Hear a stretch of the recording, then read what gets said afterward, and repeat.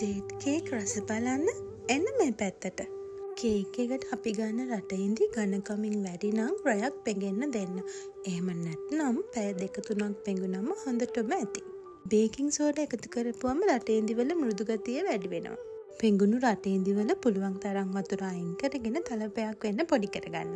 දැන් අපි ලෑස්ති වෙන්නේ බටර් කේක් එක හදාගන්න. හරියටම බටර් කේක් එකක් හදන විදිය මම කලින් වීඩියෝ එකේ කියලා දීලා තියෙනවා. මේ කේක් එකේදී මම පුංචි වෙනසක් කරා. බිත්තර සුදු මදයි කහ මදයි වෙන වෙනම එකතු කරලා තමයි බීට් කරගත්තේ. මම එහෙම කරේ කේක් එකේ ෆ්ලෆිනස් එක වැඩි වෙන්න. ඊළඟට කලින් හදාගත්ත ඩේට් පේස්ට් එකත් එකතු කරගෙන කවලම් කරලා ප්‍රී හීට් කරගත්ත oven එකේ විනාඩි 40ක් කේක් එක බේක් කරගන්නවා. දැන් රස බලන වෙලාව.